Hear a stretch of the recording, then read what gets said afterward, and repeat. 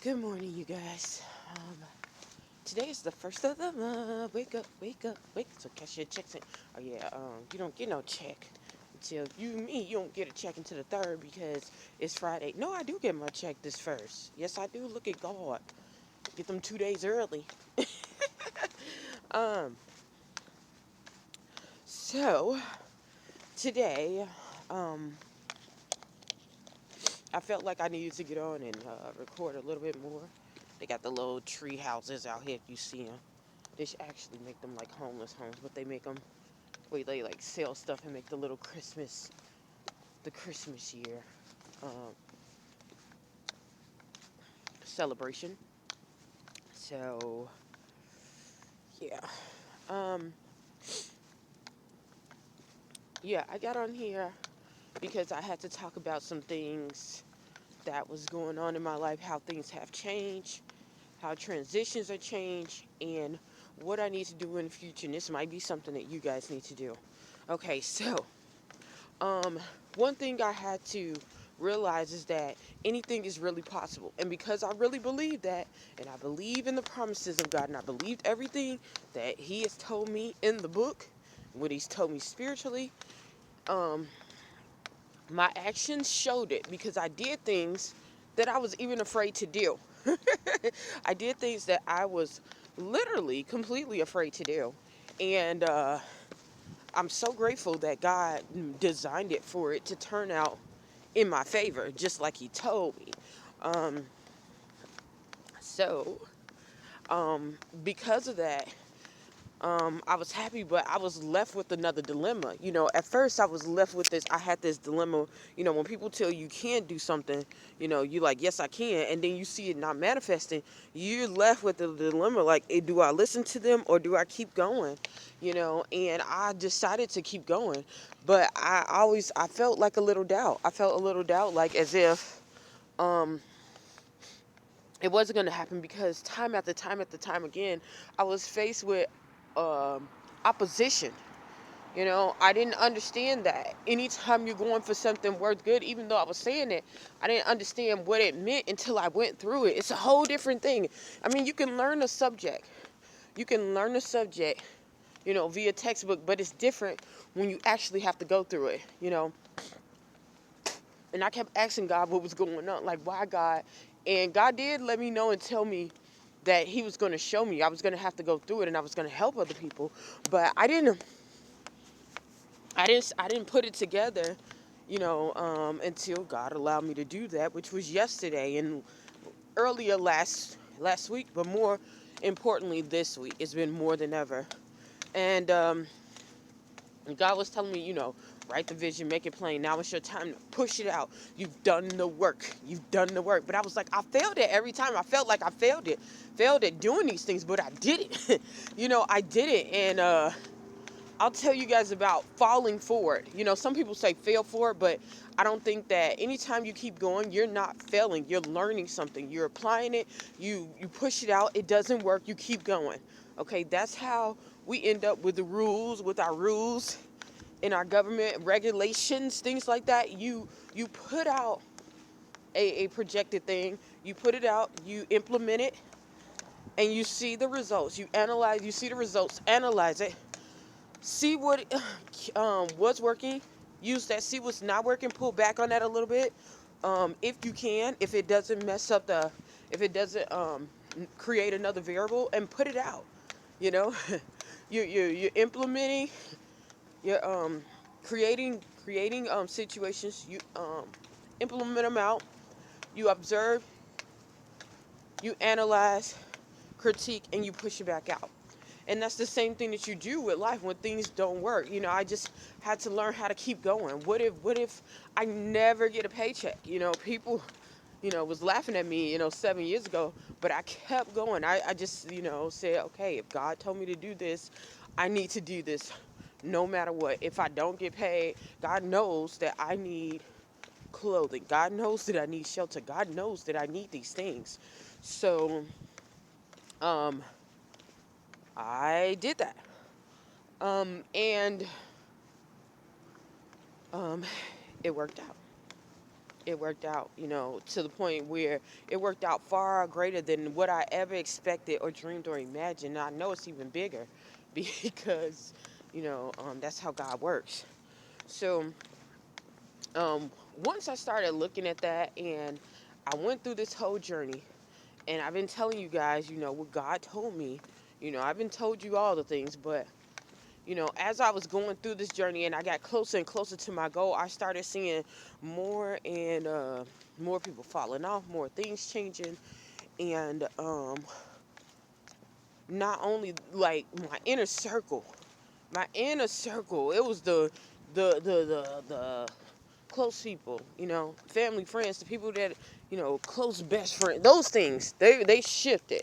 They shifted so much. It was almost mind-boggling. It started shaking me. And then, but when my dreams became manifest, I found out that, you know, um, whatever that they were doing, whatever that was holding me back, they couldn't. Because if that was the case, then I wouldn't have got, God wouldn't allow me to get what he had for me. When they say what God has from you is for you, you just have to be willing to receive it. Are you willing to do the work? Are you willing to release what is away from you? So, I did, but what I noticed more than anything is that, and I was hurt by this, like, the same people who was supposed to be helping me was the same ones that was putting me down. And not only, I'm like thinking in my head, well, maybe it just only could happen in this place because this is the land of the plentiful. But then you start seeing in your land of so-called scarcity, you seeing that these people are supporting other people. They're breaking their necks to give them funds. They're breaking their necks to help fund their vision. And it's like, these are the same people that I was pushing out the same way. I was serving before I was even putting out my dreams, letting them know this is the evidence. Fruit without works is dead. This is the evidence of what I am supposed to do, what I came to do. Um, Stood behind other people's, you know, visions that were even close to mine. Not trying to knock them down or anything. Supported it because I believe in the vision. I believe in the overall vision, but that still didn't work. They still didn't help me. They still pushed me down and knocked me down. And even to this day, some of them still don't even regard me as somebody who's achieved anything. So, come on. Even though I've been in, pageantry for over 20 years, even though I have traveled the world, even though I've had insight and worked hands-on with people dealing with homelessness, before it was so-called popular, when people didn't even know who I was, and some of them still don't know who I am, I walk the streets, I lived it, but I still don't even get the get any acknowledgement from it. And it was making me angry. Now all of a sudden, some of them were like, oh, well, come and speak at our conference, and I do speak at other conferences and things like that. But what just really just took the cake, it's like, okay, now we acknowledge you because now we can't hide that we know that you're doing good, but we're not going to pay you. We're not going to, put soil in your hands so that you can grow more, so you want me to go out there, waste my gas, speak to people who, probably is not, if they're not interested in investing in you, they're probably not going to take what you say at face value. So it got me angry. I was just so angry, and I was like, God, what is this? And I got to the point, was like, I'm not doing anything. Come on, girlie. No. Come on, let's go. This girl is so controlling. No, you're not going over there. So, yeah, I got to the point where I was like, I'm not gonna do it, So then I got asked, again to do, a presentation and, telling me, people, when they want you to do something, they're going to hype you up. They're going to hype you up and they get the best hype man, especially when they don't want to pay you. They get you the they give you the best hype man. They're going to praise you. They're going to just try to say all good stuff. You got to be careful with them people. They're going to say all types of just. So yeah, I got the butter up situation, and I had to catch myself because when I said yes, I was already I had just won the pageant. I just got, and I wasn't even coming on that kind of episode, but I slipped up, answered my phone, whatever. So, um, I did it, but I got so upset, y'all. Like when I say I got so upset, I started thinking about it. Like, why couldn't y'all do this if you so much? And this is how I'm gonna be so honest. If you saying that you supposed to be a missionary worker and you help women and this and that, why do you have to wait until you get into a building to help somebody that's like you? Why do you have to wait? Why? Why do you have to wait? Now I'm gonna tell you this. Now there's some instances where you do because you need to be protected because some people are manipulators. But if you know somebody, you know their pedigree, you know where they came from, and you see the fruits of their life, you see how they act, you could see. Listen, a spoiled fruit, a rotten fruit will produce rotten fruit, but a good fruit, come on, let's go. But a good fruit is gonna always produce good fruit. That's just what it is, okay? That's God's law, universal law. It's not gonna change. You just can't do it. Now, fruit can become rotten after it leaves the tree and goes somewhere else and not being used, but it'll never produce. It will never produce a bad seed. It'll never produce a bad seed. Just like a bad seed would never produce a bad tree would never produce a good seed. So, um, yeah. So yeah, that's basically what was happening. I started getting angry. I almost to the point where it was bitterness, and I felt how that felt before. And when I caught, I was like, "Ooh, this was exciting just to have that experience and to see what it was, and be able to analyze it. Sometimes you might see it or feel it as a kid, but you don't really know what it is. Um, but to go through this, process again and just seeing it, I was just like, no, I'm not doing it. I'm not going out there. I'm not breaking my neck because I used to break my neck, y'all, to tell them. Like, look what I can accomplish, and if I can accomplish it, you can do it. And them people's like, shut the hell up. We don't got time for you. We don't want to hear you. We want to see so and so. We want to see this. Even though I was one of the people that's helping behind the scenes, in front of the scenes, around the scenes. They don't care. It's not who they want. It's not. What was that all about? Um, but it was not who they wanted. It's 4 o'clock in the morning and you acting well, not even 4. It's 3 something, 3:30, and you acting a fool. So, I guess. Shoot, not even 3:30. Okay, but anywho, and they don't want to listen to you. So it's like, I was like so angry. I was like, I'm not going to them. I'm going to who feeds me. I'm going to where I want to go. And if they didn't, even if they didn't give me a monetary donation, that's not the problem. It's people who are feeding into me, who are thinking the best of me. I'm not going to go and feed my attention to people and things who think that I'm less than. I'm not going for it. I'm not going for it when I really know the truth now, because the proof is in the pudding. Just like me seeing that video, it was just alarm breaking. It was everything that I was hearing. All those when those women were saying little slight things and things that people would throw out the window and think like, well, maybe that's not a side punch. That wasn't a side hit. It was. Once I saw that video, I knew what it was. I knew it was because jealousy, because it's envy, that kind of thing. But um I got over there. I was like, okay, now I know that I'm good. Now I'm focused with this problem. Like, it's gonna manifest no matter what. But I have to get the anger out of how people treated me before in order to receive the blessing that is coming my way. God is not going to give you something that you're not prepared for. So I had to literally clear my plate and ask God to forgive me and to help me remove all that and to accept the changes that have happened in my life, meaning that I am no longer in that land. As much as I wanted to tell somebody, in that land, somebody's child, to say you can make it, you know, it didn't happen that way.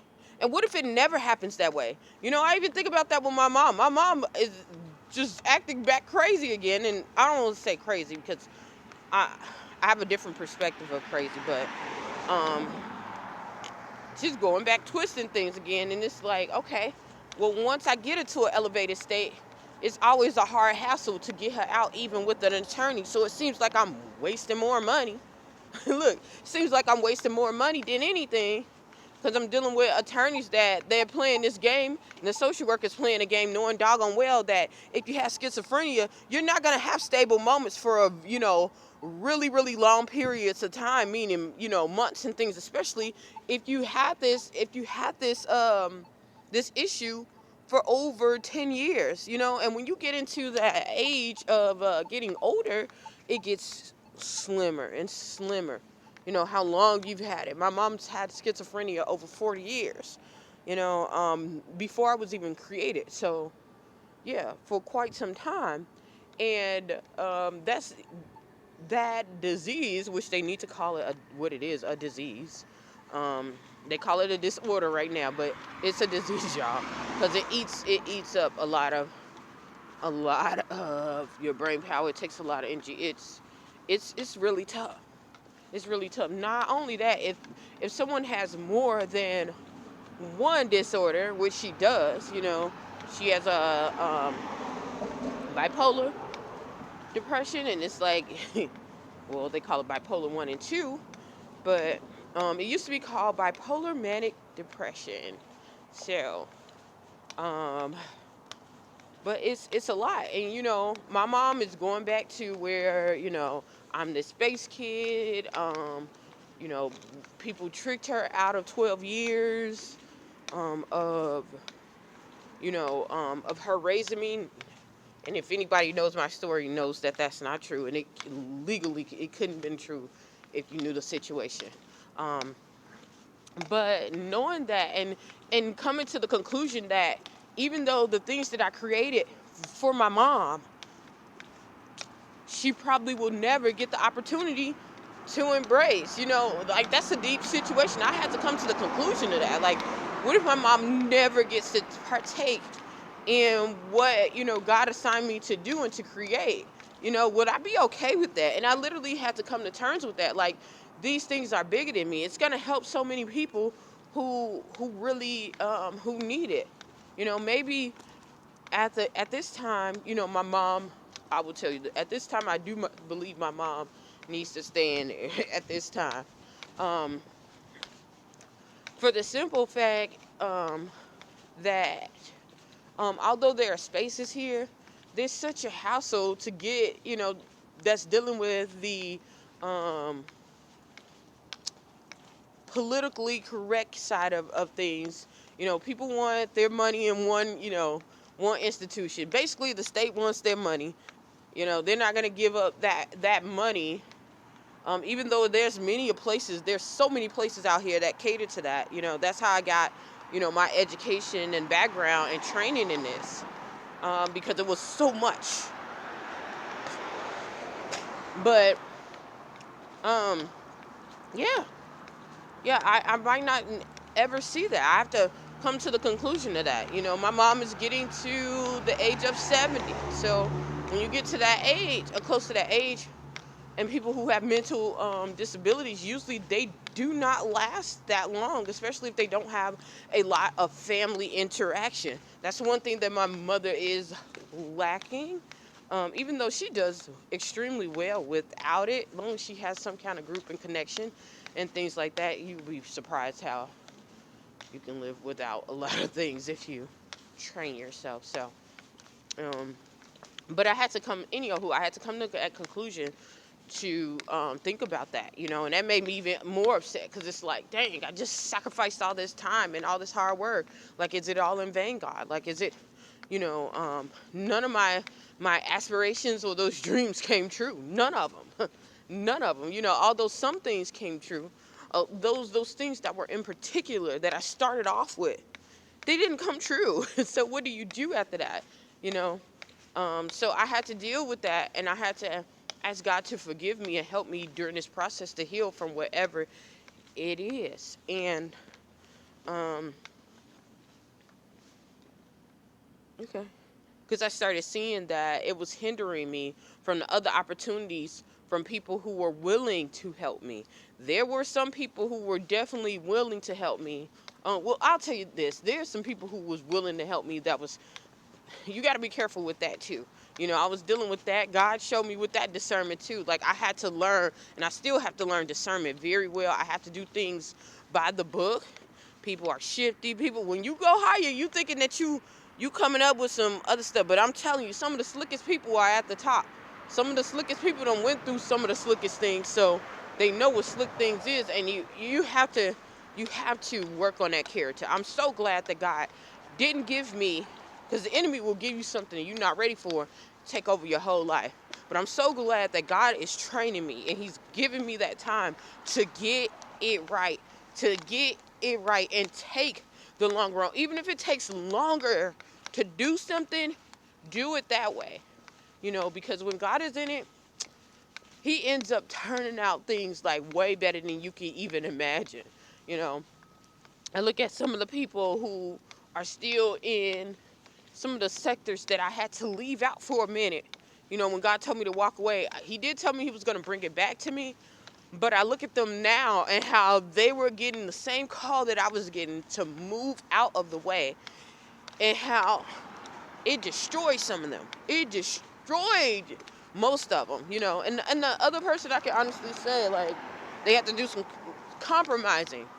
Not like, oh, well, they robbed somebody or they stole or anything like that. They had to say things that they didn't really believe in. Say things or do those things. Those compromises, they matter.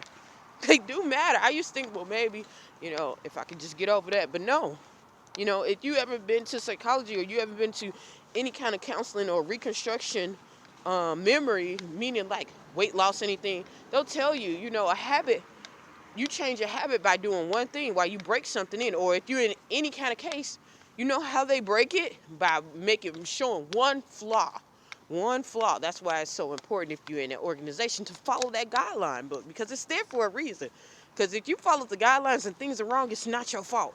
It's the other people's fault. You did what you were supposed to do. So, um,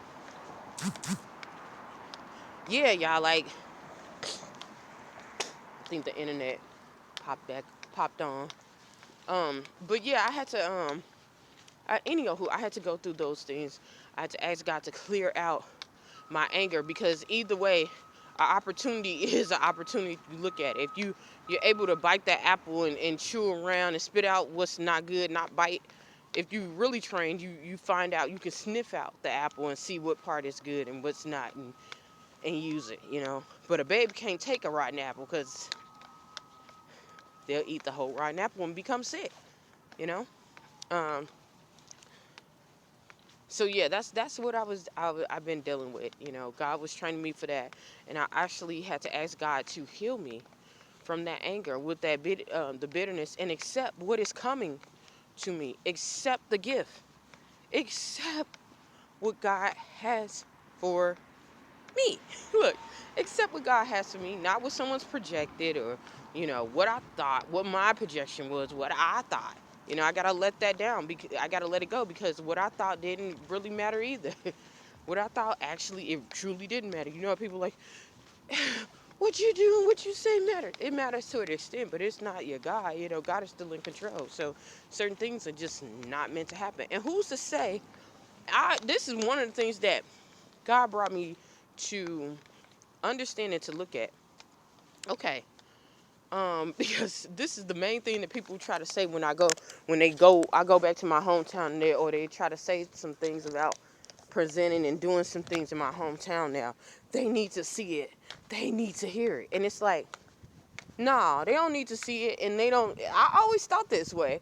But I thought about it even more this time around. I was like, they don't need to see it, and they don't need to hear it. If they want to know and they want to see, they will hear it. If they want to see it, they will see it. Just like Lazarus and the rich man, and you know, Lazarus was in need, and the rich man didn't even help him. Then when he went to hell, he like, okay, well, I don't want no torment. He wasn't like, he was a wicked man because he didn't even care about a human. He cared about a dog more than a human. He had more food to eat, and he wouldn't even give Lazarus anything while he was rich. He wasn't gonna lose anything. You're rich, you had enough. You know, or whatever it was, you had the means to get more. You know, and when he died, he see Lazarus in the booth of Abraham, and he's in torment. He's like, well, can I go back, and can I, at least tell my brothers I got 4 other people, and they need to know about this so they don't have to suffer like me. I did my dad. He finally came to the conclusion. He was in hell and in torment, but he was like, can I help save some other people? And guess what the answer was? God was like, no, listen. Everybody got their same time. If they want to know, they will know. They will know. So no, you know, um, that's how people. You go back, you end up being a pillar of salt. And when I say a pillar of salt, you end up being dead. you know, you being dead, and you seasoning up the land. All right, you being the salt of the earth. But they telling you how good of a person you were instead of telling the story of how good of a person you are. you know, God had to get that in my head. Like, nah, bruh. Look, nah, bruh. You ain't doing that. If they really wanted to hear me, they would have heard me while I was there. They would have heard me while I was there. Everything that I was speaking then, I was speaking now for the most part. They didn't hear me then. They'll hear me later. They hear me now, and some of them people still don't hear me, and they will hear me later. You know, and you don't have to go out of your way to go and do all that. When you're doing something that's worthwhile, people will come for you. People will come looking for you. That's for sure. I learned that the hard way too. I was homeless, and people was asking me to speak and to do this, and I'm still serving, but they hear, oh, I see this person this, and you don't even know that they looking at you. You looking like the worst thing in there, but you keep moving. They wondering like, how does she get this gift? How does she get this power? How does she get this? You'll be surprised. You'll be surprised. Like, I've seen that so many times in my life. And, yeah, so when I got to that point, I literally was like, no, I'm not. I'm not going back. But I still got to work on that anger. I still got to work on that because what God is showing me and what God has been giving me, like, there's going to be so much overflow. You're going to walk into it. They're going to be begging to come into your door. The things that you learned, the things that I learned, y'all, I talked about that before. I was going around people that I had no business physically being around. I know that was God's divine timing and God's amazing grace that placed me in those positions. There was no other way. People had masters, PhDs. They've been in the field 20, 30 years.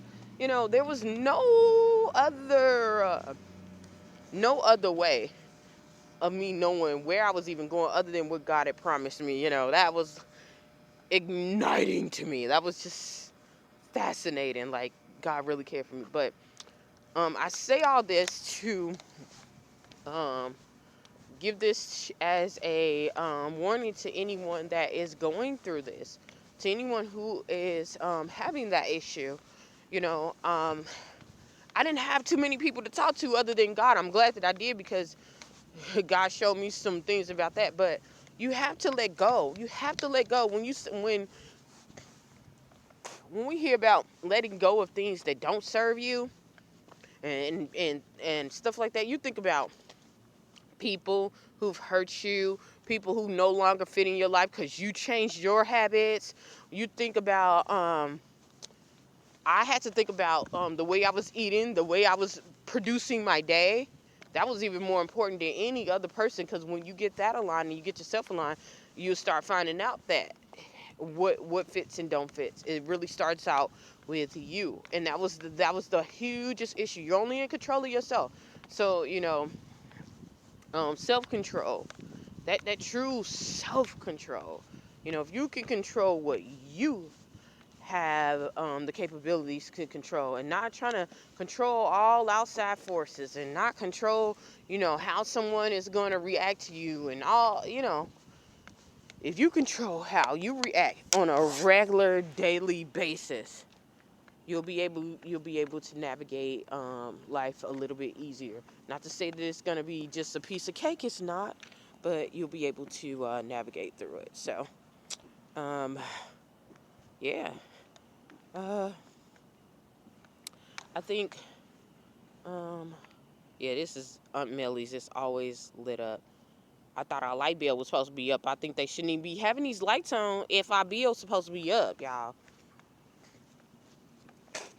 But this is the land of the plenty out here, for real. This definitely is the land of plenty. Um, but yeah, I had to take an inventory and check myself and check my mind as to how I was going about things. Yes, there's people that hurt me and did some things, but what am I doing on my behalf? What am I doing on my part that I can be doing better, that can help my life get furthest to where I'm supposed to be? And I looked at that. If I stay in them same areas and stay in the land of fear and resentment, I won't meet out new people. I won't get to seek new people. I won't get to do all those things. So, um, yeah, look, I won't get to do those things, and that's something that I definitely want to do. That's something that I need to do. It's part of what my design is. I don't want to miss it. See, going through this to let you know, like, okay, yeah, you went through hell, but if you went through hell and still didn't get to where you were supposed to go, then that's some bull crap. That's some straight bull crap, and I can't live in the mediocre. I think that's one of the main things that I get attacked by, because I hate the mediocre. I hate it. I hate it. I hate it. I hate it. If I came for something, that's what I'm coming for. I don't care. I don't care about who. No, no. Especially if I'm coming for something I'm dealing with money. So I have to think about that, the same principle as dealing with God. Like, because God really is the money. God is the source. He's the source and the resource. Even when this thing is done and over, he's the one that's going to be able to touch the hearts of men, and open up those doors. And open up those doors that no man can shut, without the physical aspect of money, but you getting the spiritual aspect of money. So um that's a whole nother discussion. But I just wanted to share that with you guys, that about my process, about changing my habits, changing my mindset, getting prepared for what is in store for me, and how do I govern myself, going forward. Because one thing I do know, that once you start taking control of your life, you have more obstacles than a little bit, just to have control, because people know the power of having control over your life. People, when they talk about, oh, um, people don't want anything, they don't want jobs, they don't listen. Don't believe that hype. Some people love for you to not do things and to not have that, because they have more control over you. They have more control over you. But it's a different thing when you, and it's nothing wrong with if you need a little help every now and then, and you need help even for years. Sometimes people don't even get that opportunity, because they know once they get one inkling of where they can produce and do things for themselves, it's over for them. It's over for them. They can't control you, so they don't have nothing else, because that's all they've been operating out of, is fear and control. Fear, control, fear and control. So they know that, you know their operations and their things get desolate. So um these are, I know I'm jumping like it's going deep, which I wasn't trying to go deep, but these are the things that God has been really releasing on me, is to, okay, this is something that you're going to have to deal with no matter what. The issue is not going to go away just because you don't acknowledge it, or you don't take care of it. It's not going to fold away. It's not going to disappear. It's not going to, disappear and never come back. Face the issues for what it is. Face it for what it is. Face those fears of insecurity, those fears of inadequacy. You have to hang it up now, because you hid under that cloak of, of rejection and resentment, and that's not you anymore. You know, People don't even reject you anymore. Another thing I noticed even yesterday, haven't went to the store today, trying not to go every single day, but it seems like I'm doing that. Weird. For dumb stuff that I already have. It's weird. Um, but anyhow, who I get there and I'm sitting there just happy. I'm talking to myself, talking about the coffee that I needed or whatever. And there is this guy that comes out. I mean, it was people from all walks of life. Usually they'll have me, they'll tell me their stories and just out of the blue. But this time, it's almost back to how it used to be, where people just came and just smiled and they're always trying to wrap themselves around me. That kind of point, you know. So I knew that spirit was off from me. That spirit of resentment and rejection. People weren't even repelling me anymore. And it wasn't like I was wearing the best clothes. I was not. I was wearing the same kind of clothes. Um, the same kind of clothes, y'all. I don't be trying to switch up. Because I don't know what people be on. So, yeah. Wearing the same clothes. All that other good stuff. And same attitude. But people were really coming towards me, talking, you know, sharing things, trying to help me. That kind of spirit. It was no longer that rejection ordeal or spiel, you know, which was good for me. Good job, girly. We gotta go get what's her name? She looking like, keep looking back like, you gonna pick that up? Is you gonna pick that up? We gonna pick it up. So, that was another thing that I knew, and I noticed like that time, that placement of, hiding and feeling that rejection kind of feel is over. That part is over. The for me, at this moment. Doesn't mean that, hiding is automatically over, because I think eventually that's going to be over very soon too. Um, but that part of my life is no longer serving me. I have to let that spirit go. It's no longer helping me and getting me to that point. So getting to the, helping me in that point. Um, and I have to release it in order to grasp. That's the main thing. I have to release those feelings and the aftermath of it, the residue of it, before I go into that next chapter. Before I head off, come on. Before I head off and I go to the next chapter. Um, yeah, I think that is about it. I am going to get off of here. Hopefully, something I've said or done will help you on your journey. Please stay tuned to Journey to Jerusalem, and thank you for running the race. Bye.